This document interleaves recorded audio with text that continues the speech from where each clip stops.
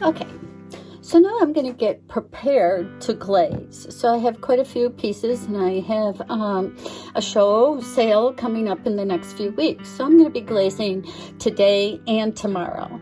But before I get started on glazing, a few things have to be done in the studio. For instance, I've been working wet for the last 2 weeks.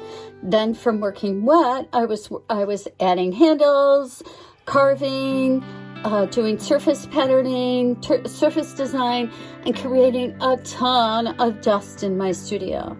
All that dust can be detrimental to my glazed surface. So I'm going to take a little bit of time here, and I'm going to mop up my studio, clean up all the dust, and clean up all my surfaces of my pieces. So for instance, here's a bisque piece. Let's talk about the 5 stages of clay. This is the bisque stage. So there's 5 stages of clay. 1, the plastic state. That's when we form it, use it on the wheel, hand build with it. Okay. 2nd state is the leather hard stage. So at this point, it's dried enough and enough moisture has evaporated from the clay object that it holds its own form. And if I stuck my finger in it or my fingernail in it, it would feel just like a leather belt. Or if I stuck my finger into my boot, it would feel just like that. It's at that stage that we start adding handles and we carve feet and things like that. And I do a lot of decoration at that stage. 3rd stage is the greenware stage. That's when all the moisture has completely evaporated from the piece.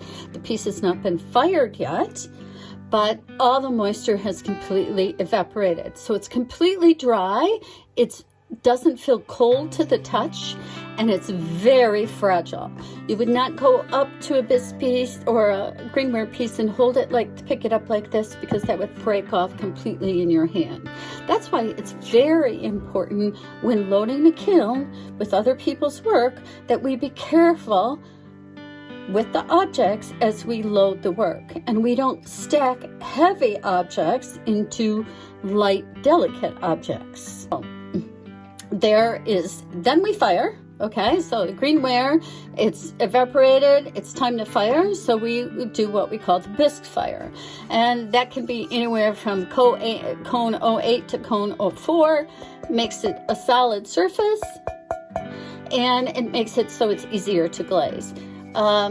It's not a necessary step. Some people can glaze directly from the wet stage, but nowadays we've made it a process that we have put in that extra stage. So now that it's bisque fired, my piece is like a sponge now.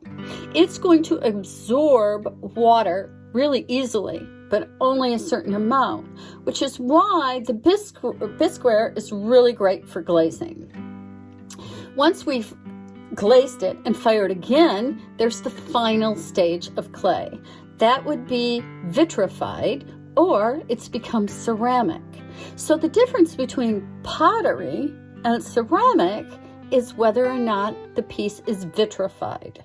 So the clay pots in your backyard that have geraniums in or whatever, or your grandma's backyard, whomsoever's, those pots are pottery because they're still porous, and it makes them perfect for the plants, but they are not ceramic. Something becomes ceramic when it's been fired for vitrification.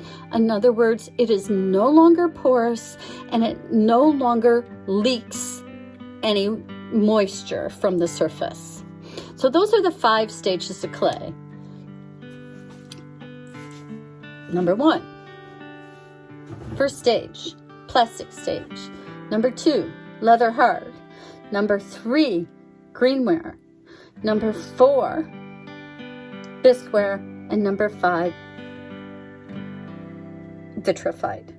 Now, in between the leather hard and the greenware stage, there's a stage that a lot of potters are now calling suede hard or suede or whatever.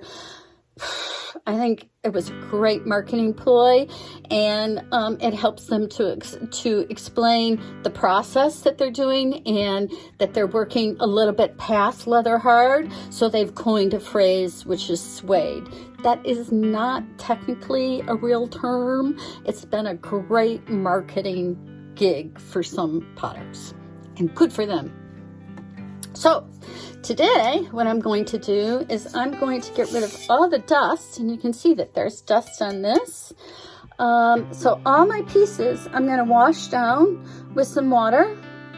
I'm going to wax the bottoms, and I'm going to clean the whole studio of dust. Then I'm going to wait 24 hours after I've washed this and waxed it, and then come back and glaze. And the reason that I'm going to wait that 24 hours is because I need my sponge, which is my Bisque Fire, to evaporate some of the moisture that I'm adding to this when I'm washing it. The reason for that is the sponge only holds so much moisture. If I wash it and then I put it in my glaze right away, it won't hold all the glaze I need it to hold. I'm going to go ahead and get started, and I'm going to start washing and cleaning my pieces and waxing. I will film a little bit of that, but we'll come back to glaze.